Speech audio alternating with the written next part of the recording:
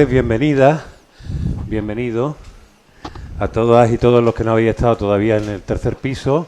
Deciros que el tercer piso es el nombre no solo de la tercera planta de Librería Proteo, como sabéis, la librería decana y más premiada de Málaga, y la librería que hace 2 años y poco ardió y tuvo también la ocurrencia, después de arder y parecer que se iba a perder, de renacer de su ceniza, tal y como los nombres de Proteo y Prometeo ya prometían en esta historia simbólica que tienen los lugares donde se hace una exaltación de una de las cosas que nos hacen humanos, que es la capacidad de contar historias, de narrar, de conocer y de transmitirlo en los medios que desde hace ya muchísimos siglos utilizamos los libros para hacerlo, o lo que se han ido conociendo como libros: papiros, paredes, inscripciones en madera o en piedra, y desde el año que se inventó la imprenta, un poquito antes, de manera masiva, estos objetos maravillosos, uno de los cuales vamos a presentar hoy aquí. El nombre del libro es El sol salió anoche y me cantó, el experimento del Viernes Santo, publicado por el Desvelo Ediciones, y su autor, este señor que me acompaña, que está aquí en el centro, que se llama Juan Carlos Usó. Al otro extremo está José Carlos Bouso, y ambos representan, digamos, la dupla, uno en el plano de la historia y la sociología, otro en el plano científico, investigación y divulgación científica, de lo que sería ahora mismo la excelencia en España en el estudio de las drogas. Hoy vamos a hablar de un tipo de droga, después vamos a decir por qué no nos gusta utilizar normalmente la palabra droga, que son específicamente los psicodélicos. Los psicodélicos son una serie de sustancias que tanto hayan nacido directamente de un laboratorio a partir de la síntesis de tales o cuales moléculas, o se hayan encontrado y formen parte de las propiedades. Esto se va y se viene, ¿qué puñeta pasa, no? O yo estoy un poco... ¿Eh? Se oye bien todo el rato, vale. Entonces soy yo. Como decía, los psicodélicos son una parte muy específica de sustancias que se encuentran en la naturaleza o que salen del laboratorio, por lo tanto también naturaleza. Todo lo que hay aquí en naturaleza, más o menos fabricada, más o menos original, que tienen la capacidad de alterarnos la percepción, la mente, alterarnos, expandir, y eso que llamamos más o menos el espíritu o el alma, según las culturas. Estas sustancias, vía plantas, vía hongo, han acompañado a la humanidad incluso desde antes que tuviera conciencia que fuera humanidad. De esto evidentemente no quedan muchos vestigios, del mismo modo que no sabemos muy bien quién pintó, ni para qué, ni cómo se utilizaban las cuevas de Altamira. Existir existen y podemos inferir qué utilización tenía, pero sin ninguna duda, detrás de todo eso está algo que sigue perteneciendo al espíritu humano: el ansia de trascendencia, el ansia de saber lo que hay más allá, las preguntas sobre la muerte, la eternidad, etcétera, etcétera. Todas estas sustancias de las que hoy vamos a hablar tienen esa posibilidad de abrirnos a lo luminoso, de abrirnos a un estado de percepción alterada que ronda con el encuentro a veces con la divinidad, con la conciencia, ultraconciencia, la conciencia que se disuelve, llámenlo ustedes como se quiera. En el año 1962, en abril del año 62, adscrito a la Universidad de Harvard, en Boston, en una capilla que dependía, se hizo un experimento que se llamó el experimento del Viernes Santo.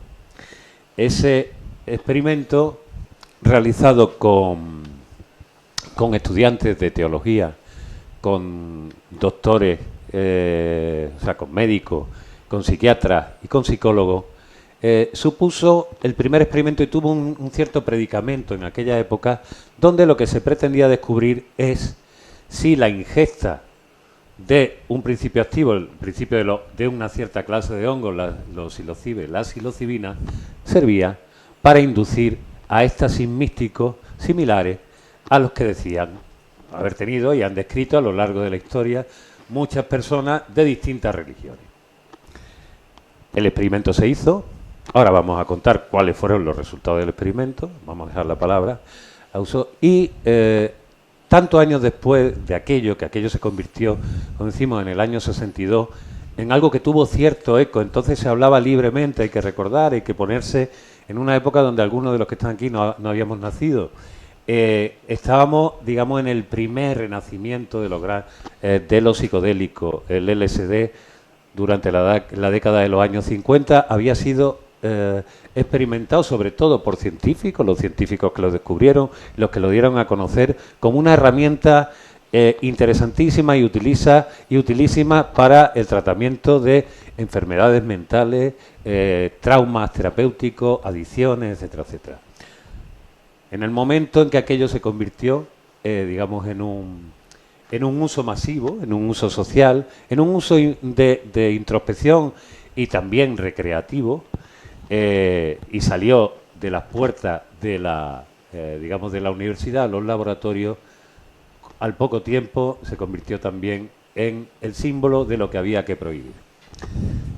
La administración Nixon en los años 70, o en el 70 mismo, no recuerdo cuándo fue, ayuda, en el 67, el 67, gracias Xavi, prohíben, y a partir de entonces todas aquellas investigaciones tan prometedoras quedaron, no solo en el olvido, en el ostracismo, y impidieron a los científicos a trabajar y seguir investigando. Sin embargo, ya decíamos, desde productos del laboratorio, o sea, directamente con plantas, en la última década, las últimas 2 décadas, hay un renacimiento progresivo del interés y el uso de una serie de plantas que tienen estos principios activos de estas sustancias que llamamos psicodélicos, enteógenos, psicotrópicos y de muchas maneras. Ahora vamos a ver cómo hay que nombrar las cosas, porque el nombre que le ponemos a las cosas, y como hoy decíamos, en la lengua y el lenguaje tiene muchísima importancia. Hoy en día estamos viviendo un renacimiento alucinante, ya desde manos de la ciencia y con el interés absoluto de las farmacéuticas, que son las que cuando se interesan porque hay allí billetes, las cosas cambian de rumbo. Se habla de varias de estas sustancias psicodélicas, especialmente la psilocibina, la misma que se utilizó en aquel experimento, y una de las sustancias psicoactivas principales que tienen los honguitos. Famosos hongos mágicos, setas mágicas, los monguis, los psilocibes, se conocen de muchas maneras. Hoy en día se habla de la psilocibina como una de las medicinas que van a cambiar el tratamiento, sobre todo en psiquiatría, de determinadas enfermedades, adicciones, traumas, es decir, lo que ya se estaba investigando antes y lo que probablemente ancestros indígenas que lo han utilizado a lo largo de la vida ya sabían, antes de saber que tenían una cosa dentro que se llamaba psilocibina. Dirían, como decían, estos son los niños mágicos, los niños de Dios, los espíritus, los duendes del bosque, los gnomos, etcétera, etcétera. De los honguitos y otras plantas, de esas sustancias que surgieron en un laboratorio, vamos a hablar hoy, como decía, con total libertad, y además con la intención de que quienes les puede resultar todavía un poco le eche para atrás hablar de sustancias que normalmente son consideradas como drogas, pues aquí vamos a hablar simplemente de algunas de las personas que aquí en España, las dos que yo creo que más saben y han recopilado y han publicado y siguen estudiando en sus dos ámbitos, histórico y social y científico. Así yo ya lo he colocado, me callo en este momento y le doy la palabra a Juan Carlos, que además quería una cosa que me parece muy interesante y que lo decimos también para romper esa imagen de que quien se preocupa de las drogas es básicamente porque es un drogota, y un drogota básicamente es una persona que ya va a vivir obligatoriamente en los márgenes de la sociedad, en el gueto, y va a acabar recogiendo cartones pasado mañana. Aquí este señor, además, es una autoridad en un lugar como Proteo, porque es bibliotecario de Castellón de la Plana municipal, le paga el ayuntamiento. Tiene ya un montón de libros, quizá el más famoso e inencontrable, Drogas y cultura de masa, puso encima de un papel las cosas que todo el mundo básicamente hablaba sin tener ni puñetera idea. Una de las labores que ha hecho Juan Carlos en todos sus libros es poner negro sobre blanco con hechos y con datos, cosas que se utilizan muchas veces en, digamos, en los discursos de prohibición de drogas, de básicamente usted no se acerque ahí, porque esto, como eso lo toque, pierde la cabeza, acaba adicto, etcétera. Él contaba exactamente cuál era la realidad. También existe uno, nos matan con heroína, ¿no? Básicamente contestando a esa idea y explicando y desarrollando esa idea de que los gobiernos fueron introduciendo la heroína en distintos lugares para proceder a una especie de exterminio social, ¿no? En distintos espacios. No solo ha escrito sobre drogas, aunque principalmente, sino y hoy le dedicaremos después un minutito a este otro libro también publicado en El Desvelo, Orgullo Travestido, ahora que está tan de moda el mundo queer, de la transformación en España en el siglo XX de los travestidos queer o lo que se llame, que yo me pierdo con tantas siglas después del LGTBI, lo reconozco. Del mismo modo que me pierdo cuando me hablan de sustancias químicas, porque ya no sé dónde van los radicales, dónde va el 2, arriba o abajo. Eso lo sabe este señor, de memoria, que es capaz de decir nombres tan raros como Espera, tú para hablar necesitas esto y colocártelo aquí. Y de tiramida del ácido lisérgico, 3,4-metilendioximetanfetamina, 5-metoxidimetiltriptamina. Ese Carlos, que es psicólogo clínico, como decía, y doctor en farmacología, es también el director científico de una fundación, una organización española que es ejemplar y que a lo mejor ustedes no han oído mucho hablar porque no suele salir en los medios de comunicación, en el mainstream, pero que el impacto que ha tenido en los círculos científicos y en los círculos antropológicos y en los círculos de investigación del mundo de las drogas ha sido muchísimo. Se llama ICERS, que es un acrónimo de... Dímelo en español, anda tú que te lo sabes. Pero con eso. Centro Internacional para la Investigación, la Educación y los Servicios Etnobotánicos. Eso mismo. Mira, ahora que estamos... Pero le ponen el acrónimo, su nombre en inglés, para que vean ustedes hasta qué punto estamos sajonizados. Hay una cosa que es lo primero que yo creo que deberíamos poner encima. Y hoy mismo que estamos en la televisión, y estamos en 101 Televisión, con una voluntad de, mientras las señoras, que son, dicen, los que ven los magazines por la mañana, o los parados, o quién sabe quién los ve, si los ve alguien. Pero suelen ser noticias ligeras, y allí estábamos los tres largando y hablando de drogas, y un poco como, lo que ha dicho, ¿no? Y una de las cosas interesantes tiene que ver con que cuando hablamos de droga, ya básicamente todo el mundo piensa en cosas con las que hay que tener cuidadito y sobre todo cosas que son ilegales.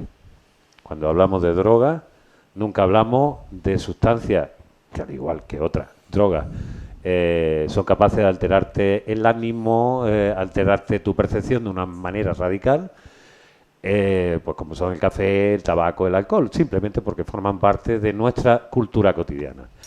Sin embargo, en las drogas tiene sustancias como la heroína y todos los opiáceos, opioides derivados, sustancias como la cocaína o sustancias como el DMT, la psilocibina y las plantas que lo producen, si las puedes conseguir, las puedes lograr. Todo eso está metido en un saco que básicamente son sustancias ilegales, que le llamamos drogas.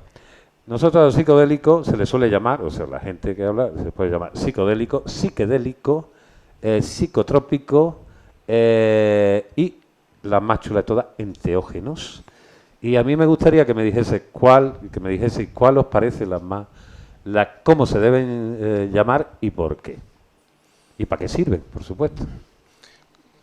Para mí son sinónimos, yo las utilizo indistintamente. Para no repetirla durante el libro 20 exactamente, veces, incluso alucinógenos que te has ¿Alucinógenos?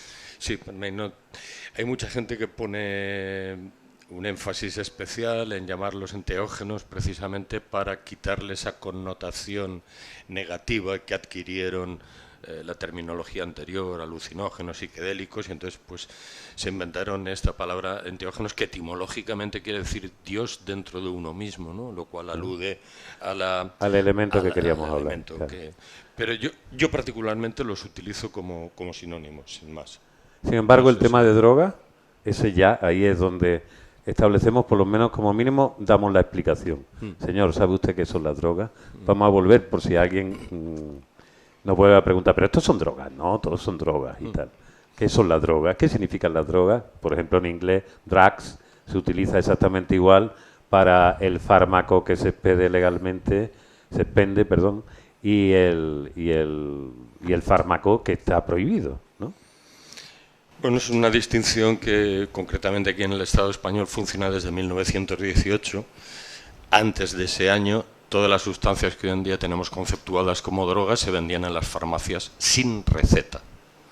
Y a partir de 1918 es cuando empieza a introducirse esa división esquizofrénica al exigir receta facultativa para la dispensación de estas sustancias que hoy conocemos como drogas. Pero en principio todas son medicamentos, es decir, no es una distinción, como muy bien has apuntado, que no obedece a ningún tipo de categoría de principio farmacológico, sino estrictamente legal. Ajá. Hay un tema que también hay que recordar, que muchas de estas sustancias, hasta donde tenemos conocimiento, han sido utilizadas también a lo largo de la historia. A medida que vamos investigando, no solo por inferencia, sino también por algunos testimonios, hemos visto que, por ejemplo, el hongo con propiedades psicoactivas, es decir, que te altera la percepción, aparece en la historia de la humanidad desde que hay memoria, ¿no? Tú has estudiado además bastante la presencia del hongo en pinturas rupestres, en muchísimos lugares, ¿no? Sí, no, es un tema apasionante rastrear los orígenes culturales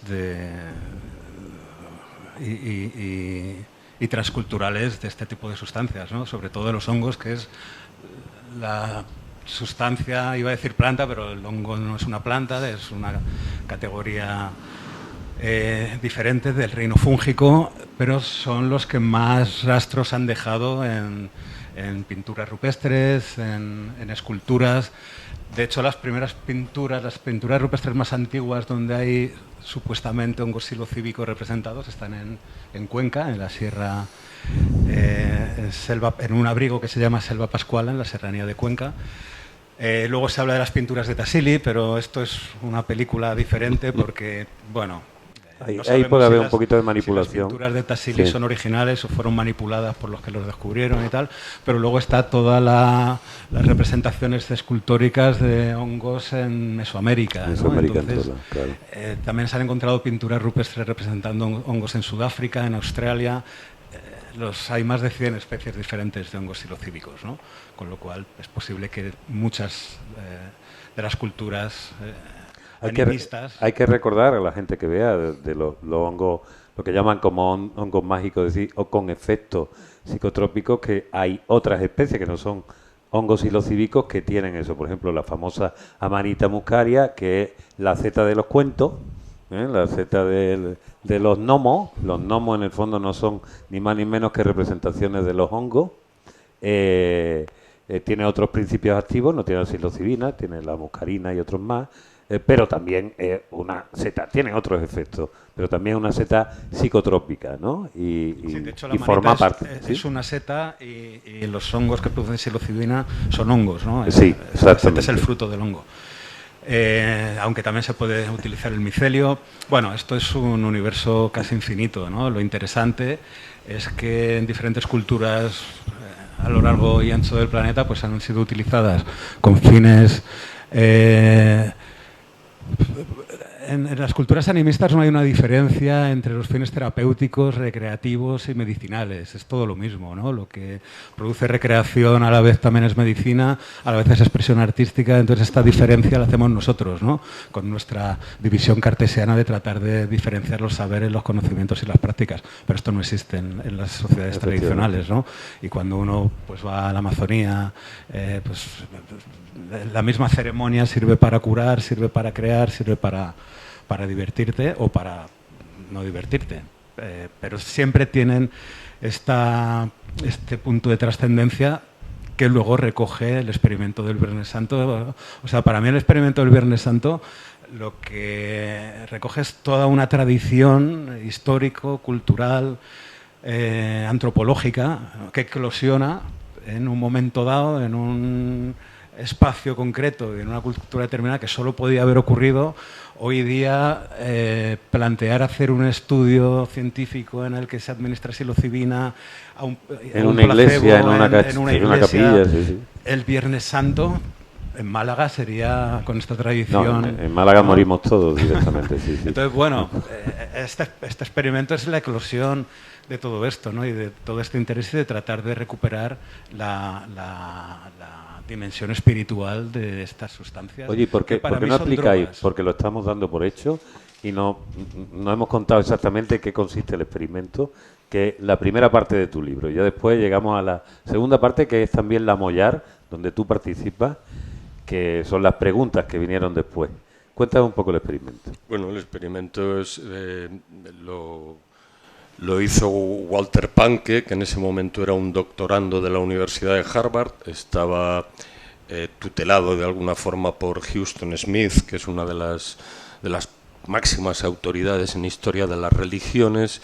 Y Walter Pahnke tenía la sospecha de que este tipo de sustancias, a las que nos estamos refiriendo como psiquedélicos o enteógenos o alucinógenos, eran como atajos para alcanzar lo que entendemos como éxtasis místico. Entonces pidieron el permiso correspondiente y en la capilla de la Universidad de Harvard, en la Marsh Chapel, reunieron a un grupo de estudiantes de teología. Esto conviene quizá destacarlo, es un experimento sesgado en el sentido de que los conejillos de India, las cobayas, eran todos estudiantes de teología, con lo cual se supone que había cierta predisposición por parte de ellos a ver cosas espirituales, sí. Y luego que todos eran varones. Entonces, este experimento hoy en día, que se volvió a repetir, lo explicará José Carlos luego, ya no se hizo en el mismo contexto ni con el mismo material humano. Entonces, de todo el grupo se les dio psilocibina a la mitad y la otra mitad tomaron un placebo, en un experimento que se conoce como doble ciego. Nadie sabe ni de los administradores ni de los administrados quién está recibiendo la sustancia y quién recibe el placebo. Aproximadamente a los 3/4 de hora de haber ingerido ya se sabía perfectamente quién había tomado la psilocibina y quién no. Hubo varios arrebatos místicos importantes, incluso un brote psicótico o de pánico, no se sabe muy bien. Pero bueno, en realidad el experimento lo calificaron todos los guías, porque no se les dejó allí sueltos, sino que aparte de Walter Pahnke, Huston Smith, Timothy Leary, había una serie de guías, creo que uno por cada dos estudiantes. Quedaron encantados con el resultado del experimento. Y luego, bueno, incluso 25 años después, Rick Doblin, ¿no?, contactó con los estudiantes de teología que aún quedaban vivos para preguntarles aquella experiencia 25 años después, cómo les había ido, si realmente había sido una experiencia trascendente en su vida o, bueno, era meramente anecdótica. Todos coincidieron en decir que de hecho había varios que se habían ordenado, habían tomado órdenes sacerdotales, y todo el mundo de alguna forma lo recordaba como una auténtica epifanía. Y esto en suma es el experimento. Yo lo quise contar a modo de introducción, en primer lugar porque mucha gente que además tiene relación directa o ha tenido experiencias directas con psicodélicos lo desconoce. Luego lo que pasa es que lo que sucede, estas cosas, han aparecido 2 o 3 libros en Todos poco tiempo contando el experimento pues de Viernes se Santo. cumplía el 50 aniversario o Sí, el 60 bueno, aniversario. el 60 60 aniversario. El 60 aniversario. Y todos habéis quedado de más, o habéis llegado, o habéis pasado de frenada. Sí. Bueno, ya sabéis que ese día, hace 61 años, hubo un experimento que se llamó el experimento del Viernes Santo, y que una de las cosas interesantes de todo eso es algo que ahora mismo, o sea, una de las cuestiones que aquí se plantean varias cuestiones y se plantearon en su día, y en la sociedad se planteaban también determinadas cuestiones, era si la experiencia inducida, que es innegable y que mucha gente la refiere con distintos matices, y por supuesto dependiendo del contexto cultural y emocional y religioso de cada cual, es innegable que estas sustancias, muchas de ellas, tienen bastante facilidad para llevarte a algo que tiene que ver o se parece a un éxtasis místico. Esto de nunca había visto el mundo de tal manera, y acompañarlo también de un nivel de emoción y de perceptividad diferente. Entonces eso es memorable en la medida que no estamos constantemente en ese estado. También es cierto que la gente que pertenecía ya a las religiones, de manera contemporánea y de hace ya bastantes siglos, consideraban que este uso de sustancias era como una especie de atajo, es decir, no, o sea, la fe hay que curársela, se te tiene que aparecer Dios por las buenas o nada. No, y aparte, y nos vamos a quedar sin trabajo. Y nos vamos a quedar sin trabajo nosotros aquí, o sea, cualquiera va a ver a Dios igual que yo, eso no puede ser. Eso que tiene mucha conversación y es muy interesante, y que además lo decimos con o sin, pero eso da igual, sin ironía con respecto a los poderes religiosos. Bueno, sin ironía ninguna nos parece. Yo creo que los que estamos aquí nos parecen más mierda, cualquier poder, incluidos los religiosos. Pero básicamente ahí está la almendra, ahí está la madre del cordero.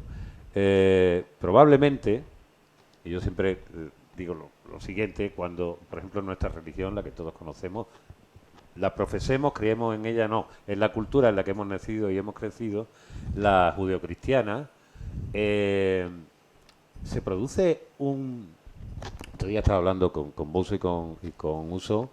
Se produce una eclosión en muy poco tiempo de un tipo que fue uno de tantos mesías y profetas que surgían en cada calle en aquella época.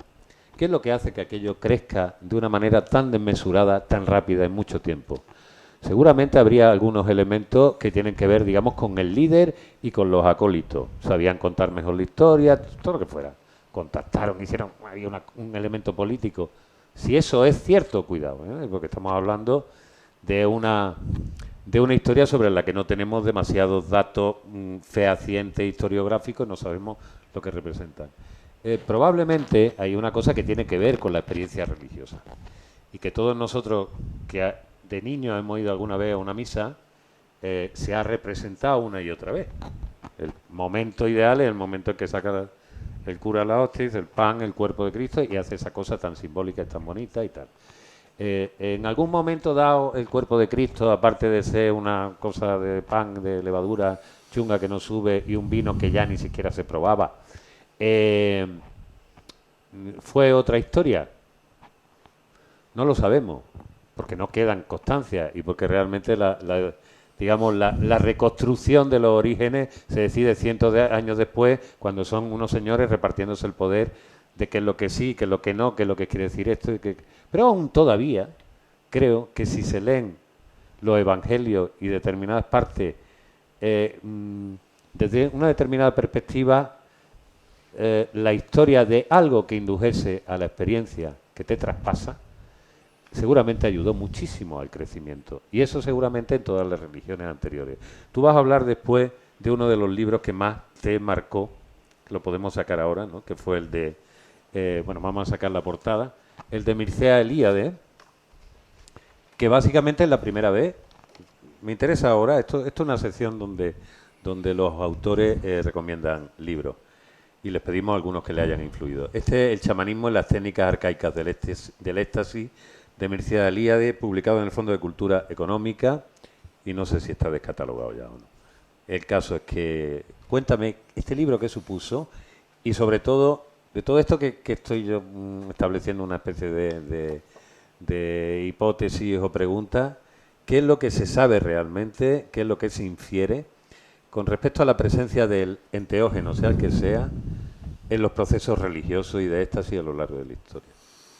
Bueno, yo cuando me comentaste lo de las recomendaciones de los libros, estuve dudando entre este de Mircea Eliade, el chamanismo y las técnicas arcaicas del éxtasis, y los ensayos de Aldous Huxley. Claro. La puerta de la porque perfección. y no solamente las puertas de la percepción, sino si esta noche ardiera mi biblioteca, que es un libro que recomiendo mucho porque son de una vigencia absoluta. Están escritos en los años 50, los años 50, igual que el libro de Mircea Eliade, que es del año 51. Finalmente me decanté por el libro de Mircea Eliade porque es el primer intento de análisis del fenómeno del chamanismo insertado dentro de la historia de las religiones. La primera vez que un sabio, porque Mircea Eliade no se le puede calificar de otra cosa, de un sabio integral, integra, valga la redundancia, ese análisis del chamanismo que hasta ese momento pues pasaba por ser simplemente manifestaciones de pueblos primitivos y lejos de la civilización, lo integra dentro de lo que es la historia de las religiones. Entonces, a partir de ahí ya proliferarán todos los estudios, todas las aproximaciones serias que hay del chamanismo, que es un fenómeno que desde luego es digno de estudio y digno de interés, porque lo que dice José Carlos, el chamanismo reúne, digamos, la experiencia mística con la experiencia terapéutica, es decir, así como nosotros, por ese vicio cartesiano que tenemos de ponerle etiquetas a todo y compartimentarlo, encasillarlo, pues claro, en los pueblos, bueno, ya si son animistas, pues más todavía, ¿no? Es decir, es un entendimiento del mundo como mucho más holístico, ¿no? Y entonces por eso me pareció, al final me decanté por este libro, simplemente por esta cuestión. Hay una cosa que también queríamos saber, ¿por qué se llama El sol salió anoche y me cantó? Bueno, esto puede ser una historia graciosa. He de decir que el título en este caso yo no he tenido nada que ver, lo puso el editor, Javier, y yo la frase la conocía porque la pronuncia un personaje totalmente secundario, que no aparece ya nunca más en la película de Steven Spielberg, Encuentros en la tercera fase, ¿no? Hay un personaje secundario al cual se le han aparecido los extraterrestres, no ha visto un platillo volante y tal, y no sabe cómo explicarlo, la experiencia mística realmente que ha tenido, y dice, el sol salió anoche y me cantó.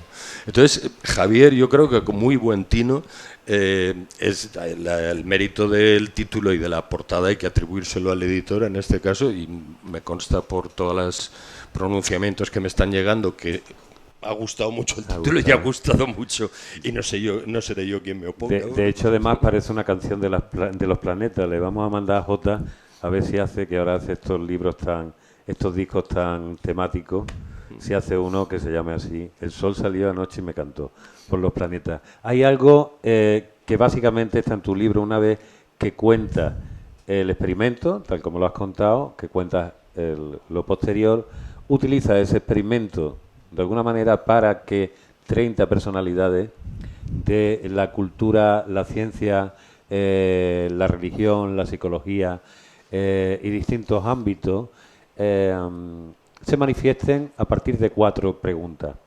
Yo recomiendo, hay una cosa, esto lo digo yo, sobre este libro, hay mucha, antes no sucedía, esto lo contabas tú antes, hacía como 10 o 15 años, cabían en medio estante, cabían todos los libros que se habían escrito y que tenían que ver con todo el mundo de las drogas, los enteógenos, ya fuera desde el punto de vista legal, histórico, cómo cómo hacerla en un laboratorio clandestino, todo eso. Y esos libros, además, clásicos que ha dicho, de antropología, o en el caso de Harley, ¿no? Pero hoy en día la cosa ha cambiado completamente. Es decir, si ya de este experimento, como tú has dicho, pues hay 3 o 4 libros que están saliendo a la vez, esto ha cambiado. ¿Por qué este libro es muy interesante y yo se lo recomiendo?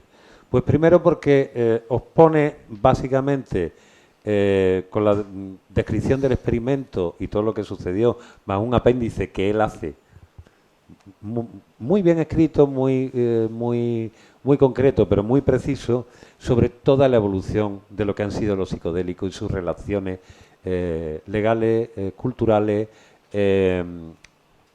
espirituales y también medicinales, farmacéuticas contemporáneas. Sino que además lo que incluye es un quién es quién, una serie de encuestas con estas personas a 4 preguntas. Entonces, ¿cuáles eran esas preguntas? Porque tú además este libro lo escribes, fuiste de los que aprendiste, bueno, no, tú ya escribías desde siempre, pero de los que aprovechaste el confinamiento para aprender a hacer crochet y esas cosas. Y dices, bueno, pues me voy a hacer un libro con los colegas y los pongo a pensar, ¿no? Es verdad, el libro... Yo de alguna forma venía dándole vueltas al tema porque leí en un artículo, en una revista científica, que había un neuroteólogo, se autoproclama, que había estado haciendo escáneres cerebrales a gente, y entonces la gente que se dedican a meditar, sí, la gente que se dedica a orar, sí, pero fuerte, sí, orar, o sea, orar fuerte, 8 horas al día orando, orando, por ejemplo, pues las monjas de vida contemplativa, conocidas popularmente como monjas de clausura, y la gente bajo efectos de psicodélicos o enteógenos y tal, ofrecían el mismo mapa cerebral, es decir, los escáneres estaban ofreciendo el mismo perfil.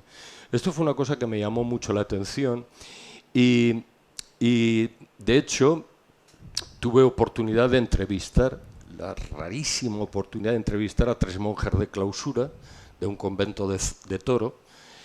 Y bueno, ¿a pelo? Sí, las conozco. Mediante celosía, sí, ¿no? Sí. Vale. Y entonces les planteé esta cuestión a ver qué opinaban y tal. No, y claro, las monjas se quedaron como espantadas, ¿no? Horrorizadas. ¿Pero qué nos está diciendo? Pero drogas, nosotras rezamos y tal. Y además, bueno, y realmente me sirvió también para... ellas me dijeron que intentaban evitar las experiencias místicas. Es decir, yo siempre pensaba en mi ignorancia que eso era la vida que era claro, el sumum de la vida contemplativa, claro, ¿no? Alcanzar éxtasis como Santa Teresa. Me dijeron, nine. Y además el director espiritual nos insiste mucho, buena alimentación, hay que dormir las horas que tocan y tal, y que luego esto... No vayáis a ponerse a flotar y a sacarme ahora llaguitas en las manos, guapa. Efectivamente. Entonces, con la entrevista a las 3 monjas, que está publicada en la revista Ulises, que mañana presentaremos en la Invisible, que es una revista a la cual le tenemos mucho cariño y la venimos haciendo desde hace 30 años, casi. Y bueno, está la entrevista esta a las monjas, que por lo demás contaron otras cosas la más de interesantes para los profanos. Pero aparte de esto, yo di una charla en el Círculo de Bellas Artes de Madrid a finales de 2018. Fue una charla como muy descriptiva, además apoyándome en imágenes y contando la historia de la psiquedelia en España. Pero al final quise rematar con algo un poco, digamos, de más fuste, en el sentido de darle a la gente pues motivo para la reflexión y el pensamiento, y acabé mi charla diciendo que bueno, vale, esto que os he contado la psiquedelia, y ahora os voy a decir qué sentido tiene la psiquedelia para mí. Claro. Y entonces les dije que primer sentido que le veía a la experiencia psiquedélica, ¿no? a ese sometimiento al escrutinio de nuestra propia identidad y del mundo que nos rodea o en el que estamos inmersos, es primero mantener viva nuestra capacidad de asombro. En segundo lugar, brindarnos la oportunidad de cuestionar como mínimo la moral de identidad, ¿no? O sea, el pronombre yo, de mío, la rapacidad, ¿no? Sí. Un poco permitirnos limar como mínimo esta tendencia tan primate que tenemos. Y en tercer lugar, me atreví a decir que quizá la conciencia, que la psiquedelia te permite pensar que la conciencia no es algo que produce nuestro cerebro, sino que se sirve de nuestro cerebro. Es decir, que en realidad nuestro cerebro lo que está actuando no es de productor de conciencia, sino de radar, de captación de una conciencia cósmica. Decía de cobertura, y más o menos rayita. Y entonces me di cuenta de que esta afirmación, como además muy peregrina por mi parte, porque, en fin, no deja de ser una ocurrencia, dio que pensar a más de una persona y tal, y luego me cuestionaron directamente y por email, hombre, pero esto, ¿y qué has querido decir con esto? Y tal y cual. Entonces, entre lo de la entrevista a las monjas y la charla esta, aproveché la fase más dura del COVID, la del confinamiento, para decir, bueno, pues este es el momento, todo el mundo debe estar en su casa confinado, voy a inventarme una batería de preguntas y voy a lanzársela a la gente y que me vayan contestando quien buenamente quiera participar en el proyecto. Y la segunda parte del libro son las respuestas de creo que 26, 27 personas, entre ellas José Carlos, a las 4 preguntas. Y las 4 preguntas que formulé las tengo que leer. La primera pregunta es, para empezar, nos interesa la realidad ontológica de la experiencia. ¿Qué opinas acerca de las experiencias con drogas psiquedélicas, LSD, mescalina, psilocibina, DMT? ¿Representan vías de conocimiento y conexión espiritual o simplemente producen alucinaciones sin ningún valor? La segunda pregunta es, ¿piensas que las personas a las que podríamos calificar de buscadoras espirituales profundas en la actualidad están más abiertas a valorar las experiencias con drogas psiquedélicas o siguen igual de refractarias que en 1962, que fue el año del experimento de Viernes Santo? Tercera cuestión. ¿Crees que las experiencias intensas como la oración contemplativa, la meditación y la experiencia con drogas psiquedélicas pueden inducir la percepción de que estamos conectados con un poder superior? Dicho de otro modo, ¿cabe la posibilidad de que estas experiencias intensas activen una parte del cerebro diseñada para ser un canal de conexión entre el ser humano y la divinidad? Y, por último, la cuarta, con independencia de que futuros estudios del lóbulo frontal del cerebro puedan ser la clave para demostrar científicamente, entre comillas, la existencia de Dios, hoy por hoy algunos científicos dicen que no existe ninguna prueba de que la conciencia se genere en nuestro cerebro. ¿Es posible que exista una conciencia eterna que se manifieste a través de nuestro cerebro, que lo utilice a modo de amplificador o de radar, que había dicho antes? Estas son las 4 preguntas que planteé y que amablemente 26 o 27 personas, entre ellas José Carlos, pues se vinieron a contestar. Y esto es la parte, entiendo yo, enjundiosa del libro, las respuestas de las que dieron las personas. Porque además llamé a la puerta de muchas personas que me dijeron que no, otras simplemente ni me contestaron. Intenté conectar con personas de distintas religiones, hablé con un imán de una mezquita de Valencia, me dijo que sí, pero luego fue que no. Hablé con un profesor de cábala judío, me dijo que sí y luego fue que no. Pero luego, para mi sorpresa, una de las personas entrevistadas, amigo mío, además, y me lo confesó, no diré el nombre, lógicamente, en el libro no aparece, me dijo, te voy a hacer una confesión. Dice, yo profeso abjuré del cristianismo y profesó el judaísmo y tal, ¿no? Con lo cual, hay un reverendo de conseguí un reverendo de una iglesia protestante y bueno,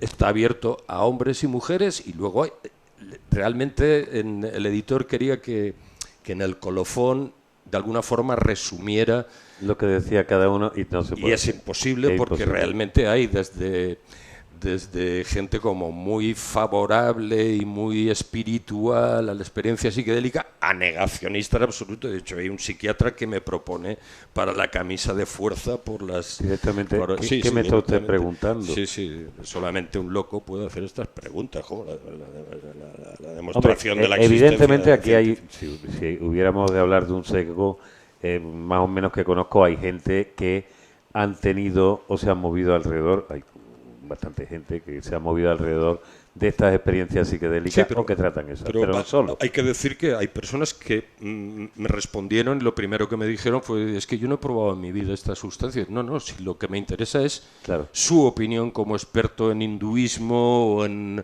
lo que sea, me da lo mismo si has probado. Bueno, si no es condición sine qua non, es decir, no todas las personas entrevistadas son consumidores ni esporádicos ni asiduos de esta sustancia. Es decir, hay personas a las que pregunté además, que no los han... Esta es una encuesta de opiniones, de experiencia, de relato y de situación, que es por lo que decía que es muy interesante, porque leyendo esos párrafos más breves o más largos, más extendidos, podemos tener un resumen bastante preciso de todas las opiniones y todos los puntos de vista que en el mundo de alrededor de lo psicodélico existen.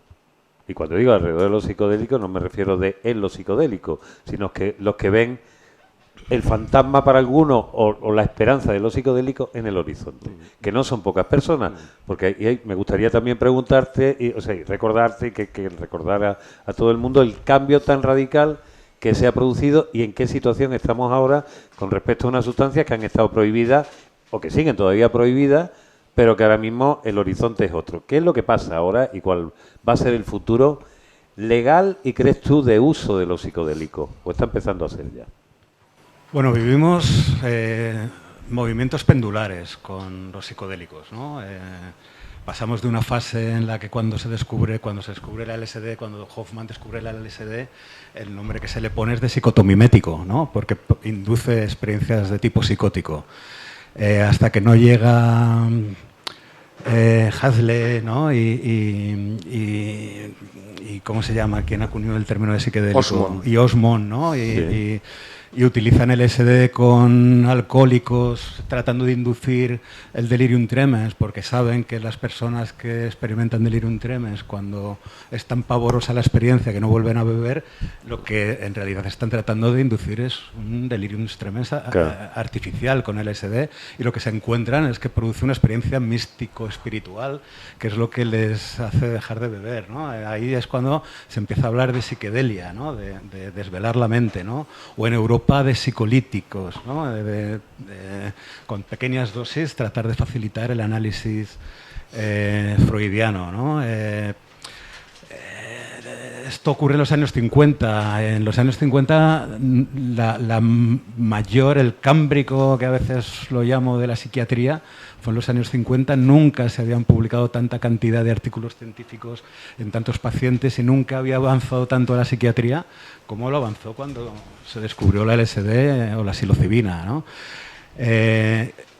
Claro, lo que pasa es que como ocurre y como muy bien aparece reflejado en el libro de Usó, estas sustancias no solamente sirven para inducir experiencias místicas o experiencias espirituales o experiencias terapéuticas, sirven para crear música, para crear pintura, para crear poesía, para crear filosofía, son herramientas metafísicas, son herramientas filosóficas, es decir, estamos hablando de unas sustancias que en su naturaleza hay tanta diversidad de efectos como creatividad y capacidad de desarrollo tiene cada ser humano, ¿no? Y esto se ve reflejado en todas las entrevistas. Efectivamente, es muy interesante ver todas las diferentes opiniones y cada uno con nuestra peli. Y probablemente ninguna de nuestras pelis es la correcta y algo tienen de correcta cada una de ellas, ¿no? Y esto es fascinante. Nadie se pone de acuerdo ni siquiera en cómo calificar estas sustancias, si enteógenos, si psicodélicos, si enteógenos, estos si psicolíticos y psicodélicos. A mí me gusta alucinógenos. Y últimamente lo estoy defendiendo mucho y he iniciado una especie de campaña, ¿no? Para rehabilitar el término de alucinógeno. Como me gusta la palabra droga y rehabilitar el término de palabra droga, porque me gusta rehabilitar las palabras que producen pánico. Vale. ¿No? Y al final una droga es algo que se introduce en el organismo y que produce una serie de modificaciones fisiológicas. Pero es que esto sirve tanto para la cocaína como para la codeína, como para el fentanilo, que se utiliza para el tratamiento del dolor, pero que en Estados Unidos mata a 200 personas al día, ¿no? Pero nos produce pánico y el hecho de estas reacciones de pánico que nos producen ciertos nombres, quizá es porque tratamos de evitar pensar en ellos y rechazarlos cuando aparece la palabra en vez de reflexionar qué está ocurriendo. Esto pasa con la palabra alucinógenos, ¿no? Y la palabra alucinógenos, alucinógeno tiene muy mala fama dentro de la comunidad psicodélica, ¿no? Porque es una palabra que hace mención a patologías psiquiátricas, ¿no? Las personas que tienen esquizofrenia alucinan. ¿Y esto qué hace? Que haya toda una serie de experiencias humanas en las que se producen alucinaciones que se terminan considerando patológicas. Y nosotros hemos hecho un estudio en profundidad sobre las diferentes experiencias humanas que producen alucinaciones y hay personas que están atravesando por situaciones de duelo, tienen alucinaciones con las personas que han muerto, con los seres queridos, ¿no? Tenemos alucinaciones hipnagógicas que se llaman en algún momento de transición entre el sueño y la vigilia. Es decir, si empezamos y esto es lo que ha pasado con los alucinógenos. Sí. Y no me voy a enrollar mucho más, pero el hecho de que a una droga, primero se le llame droga y segundo se le llame alucinógeno, es motivo suficiente para que esté incluida en la Convención del 71 de psicótropos. Claro. Esto quiere decir que por algo ser droga y ser alucinógeno, sin más consideraciones de toxicidad y de daño, solamente por la palabra se la mete en la lista más restrictiva y ocurre lo que ha ocurrido durante 30 años. De alguna forma, he llegado a ser víctima de esto. Por eso estoy tratando también de rehabilitarlo. Cuando empiezo un estudio con MDMA y por ser éxtasis, MDMA, una sustancia de la lista 1, todo se viene abajo. Esto ahora mismo es impensable, ¿no? Ha evolucionado en 20 años. Sería impensable hace 20 años pensar que íbamos a estar en el punto en el que estamos ahora.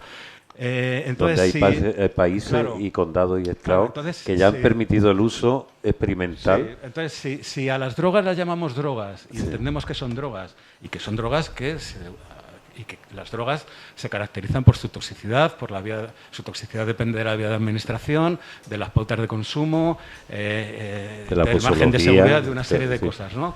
Y si a los alucinógenos los llamamos alucinógenos y entendemos que las alucinaciones no necesariamente son patológicas, aunque haya algunas patologías mentales en las que se producen alucinógenos, claro, a lo mejor podemos empezar a considerar que las alucinaciones, aparte de ser patológicas en algunas condiciones, son vías de acceso al conocimiento en otras, ¿no? Y la prueba de que las alucinaciones son acceso al conocimiento es que todas las culturas chamánicas, amazónicas, africanas, en las que se utilizan alucinógenos, los alucinógenos son herramientas de adaptación funcional a sus contextos, ¿no? Y sin estas herramientas no existiría su medicina, no se habrían adaptado a sus ecosistemas y tal. Entonces las alucinaciones, por eso reivindico el término,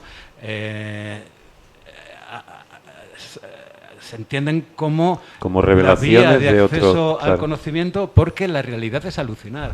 Los fotones no tienen color, las ondas sonoras no tienen sonido, las partículas que entran por nuestra nariz no tienen olor y todo es una alucinación de nuestro cerebro. Y lo que pasa es que una vez que alucinamos vamos a ver qué es lo que es funcional y lo que no.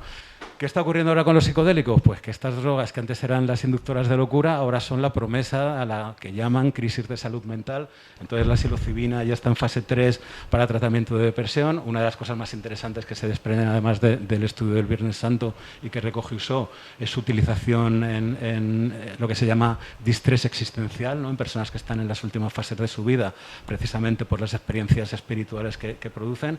Y la MDMA para estrés postraumático, pues ya se espera que en 2024, en abril, mayo, ya esté autorizado. Es decir, en 20 años hemos pasado en esta situación pendular que empieza en los años 50 como psicotomimético, un poco más adelante psicodélico y ya es herramienta de curación, luego llegan los hippies con la contracultura y vuelve a ser una droga peligrosa y ahora en el otro movimiento pendular es la promesa de la salud mental. Nada de esto es cierto. igual que nada de lo que cuentan los entrevistados es cierto, pero a la vez todo tiene un punto de verdad. Esto me parece... Si me permites, por complementar un poco lo que acaba de decir ahora José Carlos, daré algunos datos referidos al Estado español. El gran difusor de la LSD en España es Ramón Sarro Burbano, que era el catedrático de psiquiatría de la Universidad de Barcelona. Este psiquiatra, junto con otros psiquiatras españoles, fue a un congreso de psiquiatría en Atlantic City en el año 53 y coincide, lo meten en una misma mesa redonda en la que estaba Aldous Huxley. Aldous Huxley habla de la LSD, los laboratorios Sandoz, que eran los que lo fabricaban la sustancia, en aquel momento la regalaban a todos los psiquiatras que querían hacer ensayos, fundamentalmente autoensayos, es decir, probarla a ellos y luego darla a probar. Entonces vino totalmente enamorado de la sustancia. En el año 55 ya hay una entrevista en una revista médica en la cual reconoce no solamente las posibilidades terapéuticas de la sustancia, sino las posibilidades creativas, espirituales. Y tanto es así que entre el año 55 y el año 57, en esos 3 años, se hicieron ensayos con LSD en todas las facultades de medicina del Estado español, absolutamente en todas. Y los ensayos la tomaban los profes, los psiquiatras, y la ofrecían a los alumnos, es decir, lo mismo que hizo años más tarde Timothy Leary y le costó el cargo en Harvard. Pues bien, esto lo remataré con una anécdota final. Ramón Sarro Burbano, que siguió utilizando LSD ya luego de una manera más discreta, totalmente discreta, en el año 1972 acudió a Sevilla al 20 no sé cuántos congreso de alcohol y toxicomanías. Entonces él mismo descalificó la LSD y la razón que dio es porque la gente busca éxtasis en esta sustancia y lo que consigue es pseudoéxtasis. Por supuesto, sin explicar dónde estaba la diferencia entre un éxtasis y un pseudoéxtasis y tal, ¿no? ¿Quién sabe darle? Pero esa es la pregunta. Ramón Sarro es el ejemplo vivo de esos movimientos pendulares a los que aludía José Carlos, de cómo la persona, el auténtico profeta del ácido en España, en 20 años acaba reculando y utilizándola, pues eso. Básicamente por temor a las consecuencias, como sucede en la sacrosanta ciencia que ha cambiado tantas veces de parecer. Hay unas cosas que tú dices en el libro fantásticas sobre para qué sirve la ciencia, qué es lo que hace la ciencia y qué es lo que no hace la ciencia, que de alguna manera quiero que ya al final la recuerdes, ¿vale? Porque como digo, espero además que compréis el libro, porque aquí esto lo recuerdo, vivimos de comprar libros, y entre otras cosas, si no compran ustedes el libro, yo aquí no voy a seguir. Así que si me queréis, comprar el libro. Si queréis a este señor, al editor que está ahí, porque normalmente quien escribe los libros y los edita le da como cosita, decir, cómpreme el libro, como si fuera una cosa menos. No, compre el libro, carajo, y se los leen encima.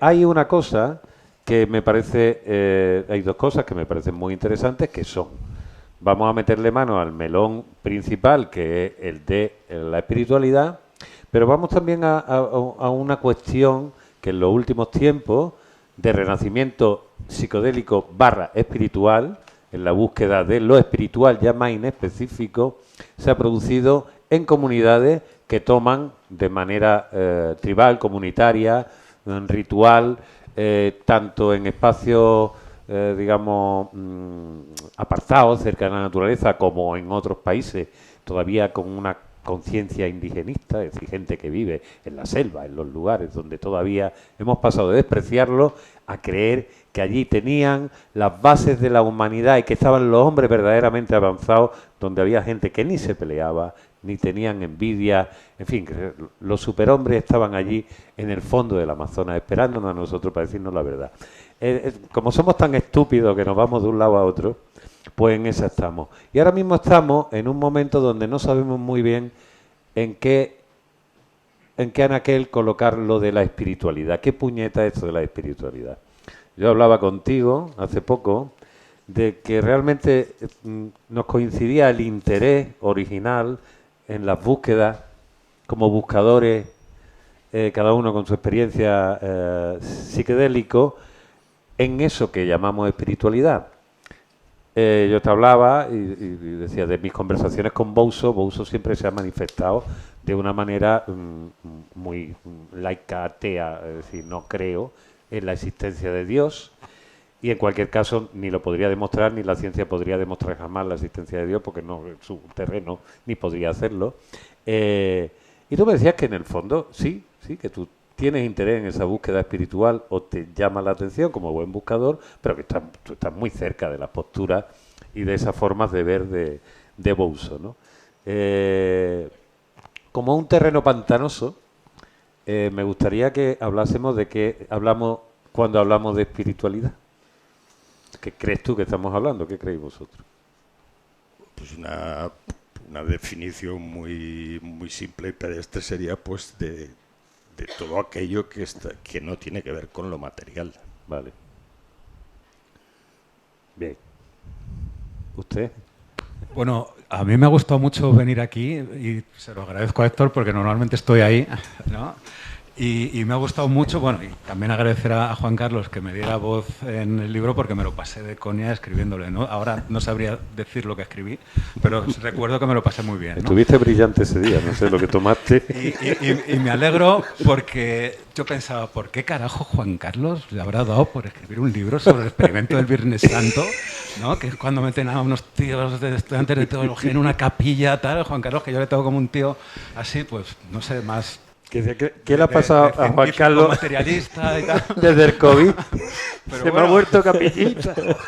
Pero bueno, tampoco he querido hurgar en la llaga, ¿no? Entonces, me alegro que lo hayas contado porque ahora lo entiendo, ¿no? Lo que has contado del Círculo de Bellas Artes, ¿no? Sí. Entonces, ahora entiendo por qué has escrito esto y me gusta más el libro porque entiendo mucho más de dónde viene. Yo efectivamente, y creo que lo respondo a la primera pregunta de si esto es meramente una alucinación o es una experiencia mística. Yo creo que son las dos cosas. Para mí es una experiencia mística que es una alucinación y no pasa nada porque es una alucinación. Pues cuando te mueres la cosa se apaga y ya está. Pero mientras tanto, pues has obtenido ciertos aprendizajes, ¿no? Que sea una experiencia mística también es relativo, porque lo hablábamos antes. Aquí ocurrió de todo, como ocurre de todo en cualquier experiencia con psicodélicos. Tampoco vamos a venir aquí a decir, no, tú tomas psilocibina y de repente te conectas con el gran espíritu. No, en una sesión de psilocibina pasan muchas cosas, como en una sesión de ayahuasca, como en una sesión de ketamina o de tal, y alcanzas el éxtasis místico, pero también puedes bajar a los infiernos. El libro seminal de Huxley, Cielo e Infierno, creo que lo reflejaba muy bien. Y de hecho, en el experimento del Viernes Santo, hay uno de los participantes que recibe psilocibina, sale a la calle y le tienen que administrar toracina, que es haloperidol, porque se cree la reencarnación de Jesucristo.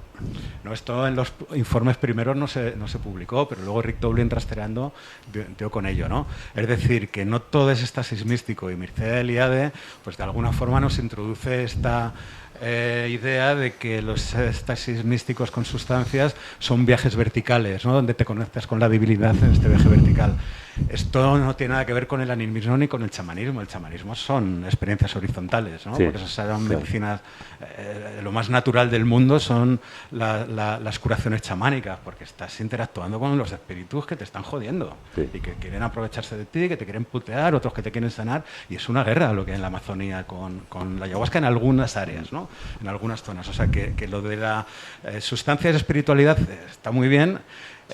Probablemente lo inaugura Mircea Eliade, lo recogen Leary y Panke con Huston Smith y con Huxley y tal, y lo elevan a una categoría en la que luego han llegado los de la Johns Hopkins, que retoman la investigación con psicodélicos y tratan de equiparar la experiencia psicodélica o psiquedélica a la experiencia místico-espiritual.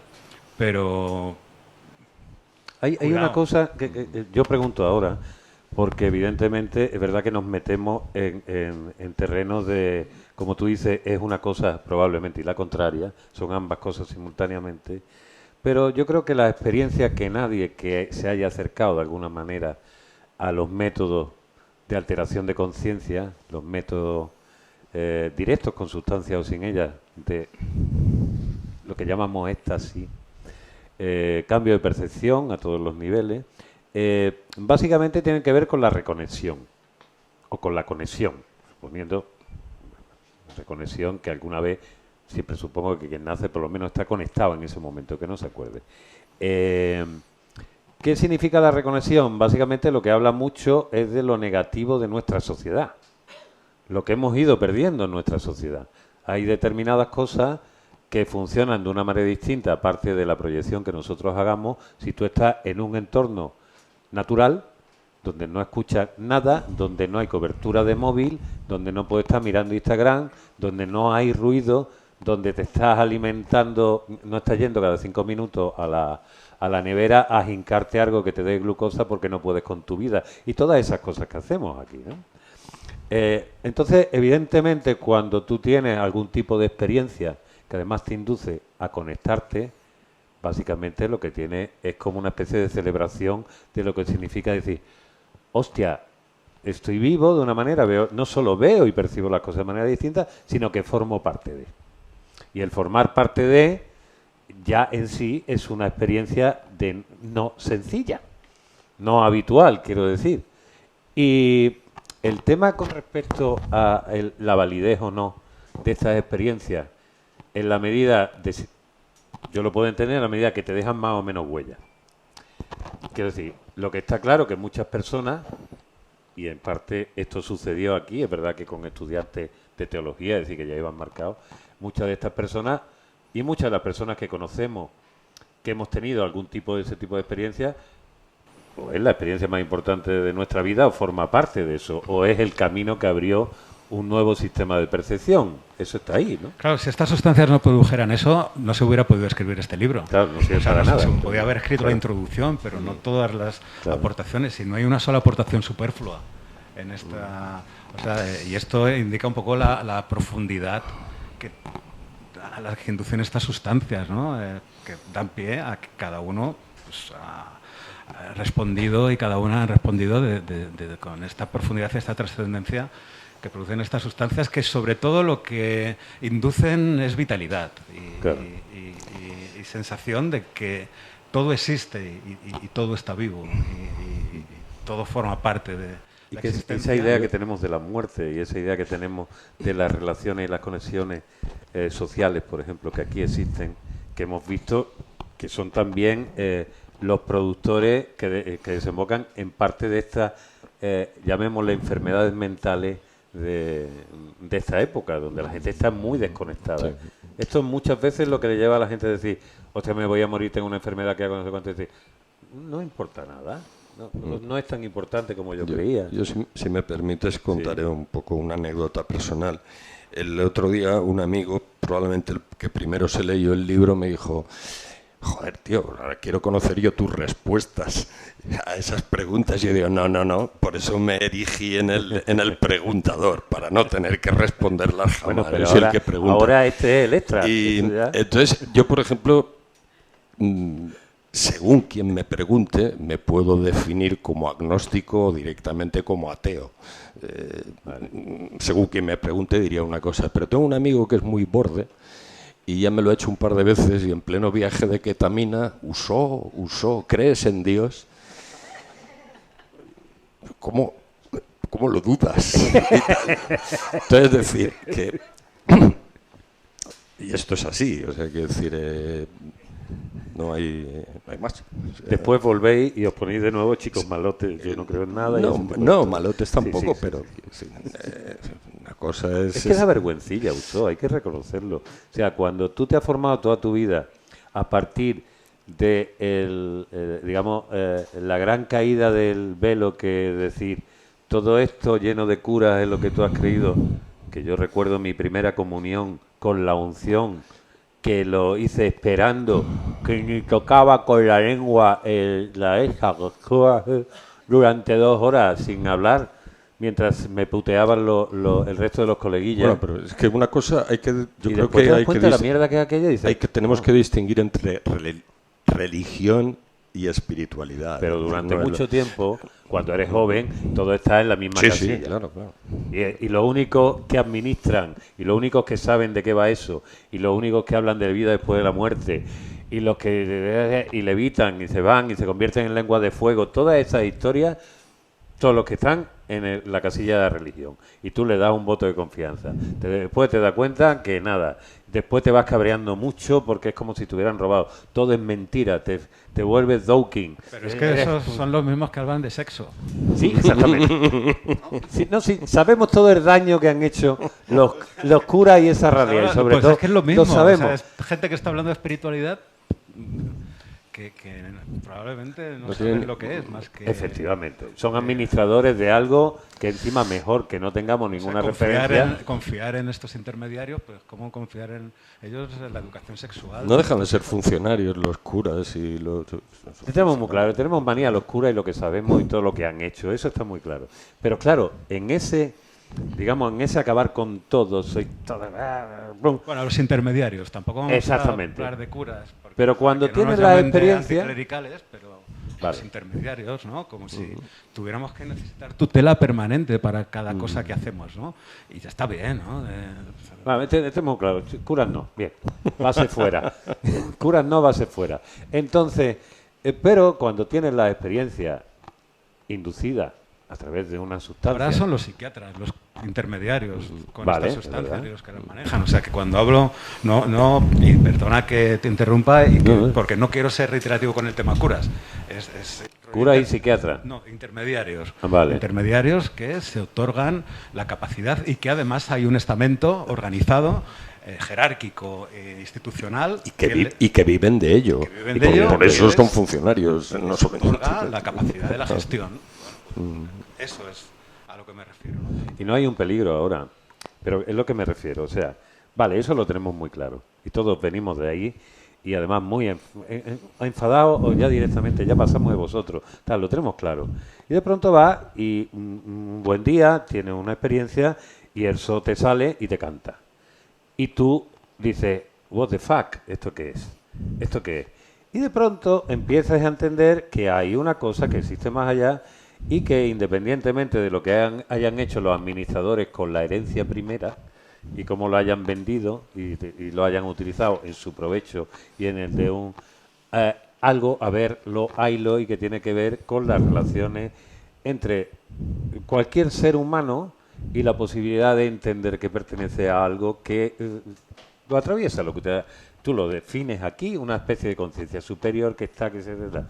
Y eso no es una experiencia cognitiva, eso no es una experiencia intelectual, es una experiencia, digamos, holística, ahora que está diciendo, integral y absoluta. Yo recuerdo que la primera vez que tengo una experiencia de eso, dice, lo que decía, ¿cómo lo intento explicar? Es sentir con el cuerpo y con algo que no es más, que va más allá del cuerpo, que tú no sabías que existía, algo que ya sabías, pero que no sabías que sabías, y que recordaba y que te conecta todo instantáneamente. Y te das cuenta que el tiempo y el espacio son constructos mentales y funcionan de otra manera. Claro, eso dice, bueno, sí, eso está más o menos bien definido y tal, pero ¿qué coño es esto? Hasta que no lo sientes, hasta que no lo percibes, hasta que no lo encarnas, no sabes lo que es. Y de pronto empieza a decir, bueno, entonces tal vez todo lo que tiene que ver con lo religioso, con lo espiritual, con lo chamánico, da igual, con todo lo que tiene que ver con la trascendencia, es una experiencia que existe per se y que seguramente ha existido desde la noche de los tiempos, y distinto es quienes se hayan encargado de su administración a lo largo de los siglos para obtener poder por ello. Y eso ha existido siempre. Es como decir, el hombre es un animal político, la política es una cosa esencial y es buena, y hay unos señores que se han hecho cargo ahora de esto y lo están convirtiendo en esta mierda que es. Y eso que hay en el tetrabrí no es leche, básicamente. Entonces no echemos la culpa del tetrabrí de la leche cuando no, lo que hay ahí no es. Entonces a eso es lo que me refiero. Ahora mismo estamos viviendo una época donde, antes tú decías el gran espíritu, Dios, Sive Natura, como decía Spinoza en su día, se ha convertido en, más o menos, en la representación de los anhelos espirituales y estos nuevos, gente que no quiere la religión, pero que quiere de alguna manera vincular a través de ese tipo de experiencias, muchas veces alrededor de una experiencia con una sustancia, un enteógeno, sea ayahuasca, sean hongos psilocíbicos, sea una mezcla directa, sea destilado con música o sin música, o con más o menos rituales alrededor. Eso habla de una necesidad, creo yo, de un hambre, de un hueco en las personas, y también cabe la posibilidad de que suceda lo que hemos visto que a lo largo de la historia ha sucedido muchas veces. Ay, los que saben que administrando el templo ganan poder y ganan esto. Es decir, en el neochamanismo contemporáneo se producen exactamente los mismos elementos a menor escala, porque todavía no hay una iglesia universal. Bueno, está el Santo Daime en Brasil. Los mismos fenómenos que se han producido a lo largo de la historia. Gente que abusa de poder, gente que le pide, coge tu cruz y sígueme, abandona tus cosas y sirve al líder.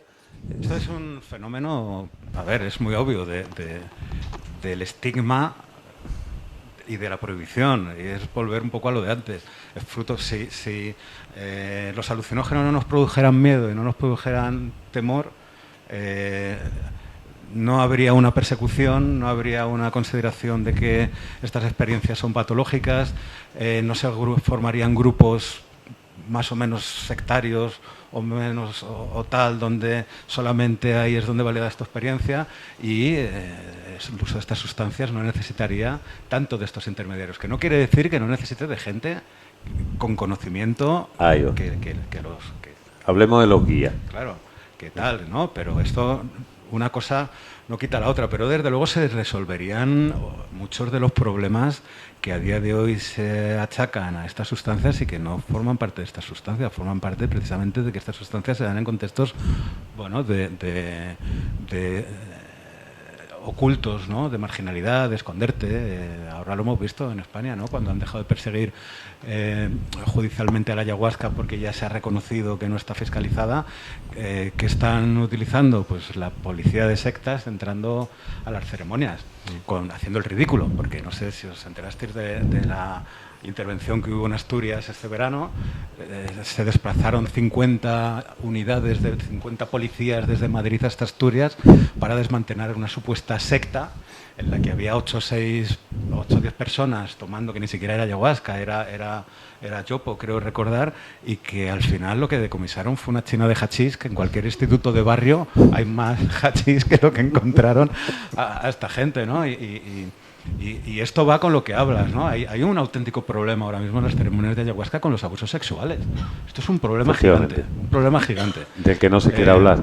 Del que no se quiere hablar. ¿Y por qué ocurre? Pues esto, pero es que esto es muy obvio, ¿no? Porque no tiene que ver solo con la ayahuasca, tiene que ver con la homosexualidad, cuando la homosexualidad se persigue, y tiene que ver con todas las prácticas que son perseguidas porque socialmente no gustan. Entonces, el problema no son las sustancias, en este caso, el problema son las situaciones y las condiciones en las que se aboca a la gente a que las tome. Y a que, ¿por qué no se habla del problema gigante que hay a día de hoy de los abusos sexuales en las ceremonias de ayahuasca? Porque si hablas de los abusos sexuales que hay en las ceremonias de ayahuasca, ya estás poniendo el punto de mira en la ceremonia de ayahuasca en sí, se confunde una cosa. Y acabas prohibiendo la ayahuasca y la gente dice, claro, para quien le está sirviendo como medicina, que realmente lo es y así está tratado, con ese concepto de medicina que hay que recordar en el mundo indígena, que es lo que se considera medicina, que probablemente, como lo que se considera enfermedad, una cosa completamente distinta a lo que entendemos, como por ejemplo la alucinación o la locura. Lo que aquí entendemos por alucinación y locura no tienen ese estigma en otros lugares, sino todo lo contrario. Es alguien que ya viene con esta posibilidad de, sin ayuda extra, sin trabajar mucho tiempo con plantas para aprender a discernir todo eso estado alterado, ya viene alterado de fábrica. Como ellos dicen, por ejemplo, las mujeres, en unas entrevistas que yo hacía, les preguntaba por qué casi todos los chamanes, a varios chamanes dentro de la tribu Shipibo, algunos, porque yo veo a las mujeres que son realmente las que transmiten, digamos, el arte, la artesanía, las visiones, esa historia de los cuidados, pero hay muchas menos mujeres chamanas que hombres. Y muchos de ellos decían, pues claro, es normal, ellas ya tienen el don de verlo. Nosotros necesitamos aprender. Claro, pero ya sabéis lo que son los tíos. En cuanto aprenden algo, ahí van a hierro a sacarle todo el partido posible. Me gustaría también, porque claro, aquí yo no quiero que aquí haya una salida del armario, que cada uno diga lo que diga, pero aquí yo os conozco a algunos. Algunos sabéis de lo que estamos hablando aquí. Me gustaría que, si tenéis algún tipo de duda, de pregunta o alguien quiere compartir su experiencia. Y recordaros, por supuesto, que mañana a las 7 de la tarde, La Invisible, que vamos a presentar los 25 años de la revista Ulises de Viajes Interiores. Sí, vamos a seguir psicodélicos, vamos a llevar libros, va a haber música, DJ, vamos a tener charlitas, vamos a estar a gusto y se va a poder beber una cañita, cosa que aquí vamos a hacer en cuanto salgamos de la... pues continuamos con este fin de psicodélico, así que seguimos. Así que, ¿quién quiere contar algo, preguntar algo? Tenéis ahora... Bien. Espera, di tu nombre, porfa. Buenas tardes, mi nombre es Fran. Perdón? Francisco. Fran. Sí, soy de aquí de Málaga y soy un pro psicodélico para terapias mentales o psíquicas. En mi caso la he probado, y tanto he probado la ayahuasca en México, como están muchos rituales. Pienso que también la persona en el estado de conciencia que esté, que pruebe estos alucinógenos, es muy importante, y en el estado con el guía que lo haga es súper importante para reconducir a los estados de divinidad. Pero que los estados de divinidad también es ver tu alma y lo que no te gusta. O sea, el estado de divinidad no es todo ver la luz y Dios. No hablamos de nuestros propios demonios, de lo que nosotros tenemos dentro, que tenemos que sanar, que esto es una fuente muy, muy, muy buena. También me gustaría saber qué opináis acerca de las microdosis, para no llegar a ese estado tan inmersivo de conciencia, sino para hacerlo diariamente, para que la propia persona vea y sea partícipe de su autocuración, que yo creo que es lo que hacen los pueblos indígenas desde hace milenios, están en las pinturas desde antes que nosotros. Hablo siempre desde los hongos. He probado el LSD puro en California, en las montañas, con guías también espirituales, y me parece que si queremos meternos a sanación y a dejar que esto deje conciencia, tenemos que ir por lo que da la tierra, y lo que da la tierra son los hongos, la ayahuasca o cualquier partícipe. Pero quiero dejar también claro que el lado oscuro es súper importante verlo, y con buenos guías, con un ambiente adecuado, sin ninguna duda, hablo desde mi propia experiencia, llegas a conectar con una esencia divina, creadora, yo la llamo creadora universal, y te hace darte cuenta de quién eres. Y lo que estamos pasando ahora mismo es un desapego de nosotros mismos, la sociedad en la que vivimos. Y eso lleva a ansiedad, depresión e incluso suicidio. Tampoco nadie habla de suicidio después del COVID o durante el COVID, de lo que está pasando hoy en día. Creo que esto es una medicina para la autosanación increíble, y que se tiene que dar con guías especializados y con un entorno adecuado para la autosanación. Y creo que la microdosificación es súper importante. Bueno, ha sacado muchos temas básicos, me parece a mí, sobre la mesa. Explica primero qué son las microdosis, para quien no lo sepa, por qué se han puesto de moda y qué opinas de ellas. Las microdosis son utilizar estas sustancias de las que estamos hablando, LSD, por ejemplo, o hongos. No psilocibina, porque ahora hay una tendencia a hablar de psilocibina y en realidad nadie está tomando psilocibina, solo toman psilocibina los que participan en los ensayos clínicos. El resto de los mortales toman hongos, ¿no?, que tienen psilocibina, pero tienen otras cosas también. Las microdosis son dosis que se llaman subpsicodélicas, en las que, tomadas de manera regular, en periodos de un mes, tomando cada 2 o 3 días, pues las personas que las toman, o muchas de ellas, refieren estar más conectados, ser más creativos, trabajar mejor, lo cual no deja de ser una paradoja, ¿no? La verdad. Yo soy escéptico. con las microdosis. Además, lanzo una alerta también. Quien vaya a hacer microdosis, que espacie, ¿no? Si vas a estar un mes microdosificándote, estate otro mes de pausa, porque bueno, la psilocibina actúa sobre un tipo de receptores, que son los 5-HT1A, que actúan a nivel cardíaco y tomado a grandes dosis o en macrodosis, a una dosis única o tal, no producen ningún daño, pero tomado de manera repetida puede producir algún daño cardíaco. Entonces hay que tener cuidado también con la promoción de las microdosis, porque no todo es, como dices, no todo es luz. Nosotros hicimos una revisión sistemática precisamente en la pandemia. Juan Carlos estaba, no sé si aburrido o no, pero inquieto con tal, y nosotros también. Entonces estábamos en casa y no sabemos qué hacer. Entonces hablé con mi equipo y les dije, hostia, pues ¿por qué no miramos esto que está pasando con las microdosis, ¿no? Hicimos lo que se llama una revisión sistemática. Recopilamos todo lo que se había publicado con microdosis, lo compilamos, lo tal, y pues llegamos a las conclusiones de que en los ensayos clínicos aleatorizados, controlados con placebo, pues no había diferencia entre la sustancia activa y el placebo, pero que en los estudios observacionales que estaban fuera de los ensayos clínicos y que se preguntaban en la realidad, pues sí que parecía que ocurría algo.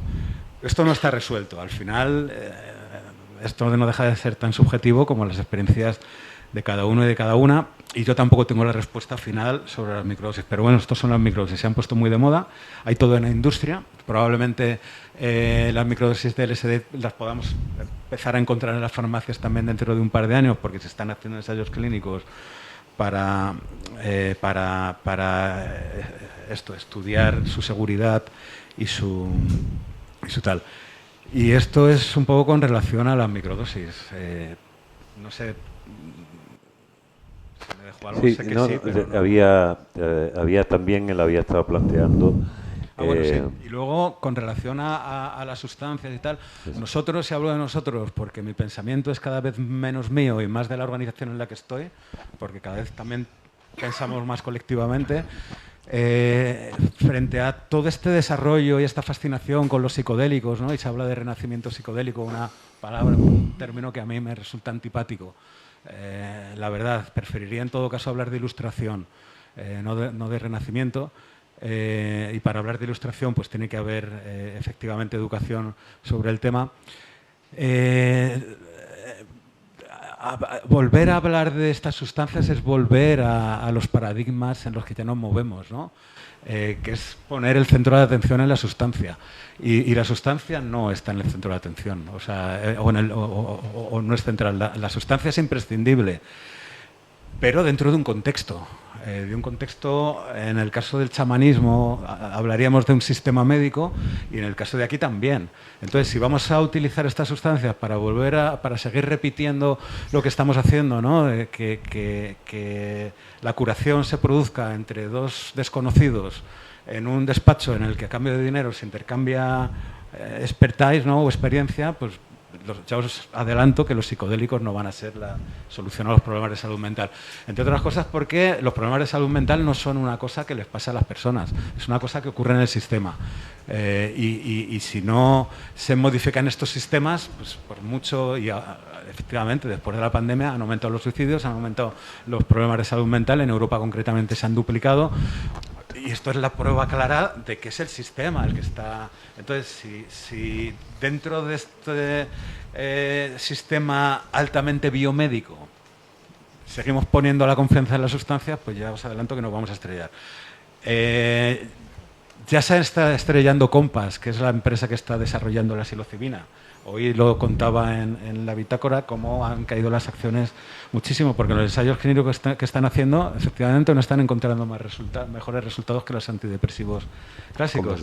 Y es que es lógico, porque estas sustancias escapan al control de los ensayos clínicos, porque son sustancias que sobre todo se utilizan en contextos comunitarios. Las hemos tomado con los amigos, las hemos tomado con la familia, las hemos tomado...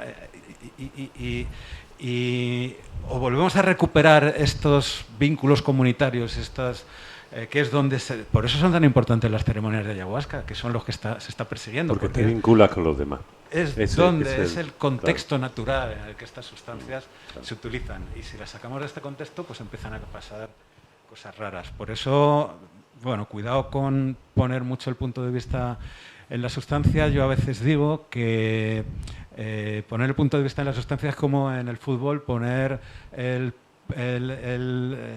estudio en el balón, ¿no? Que no se mueve, sino es con la interacción de los que están alrededor.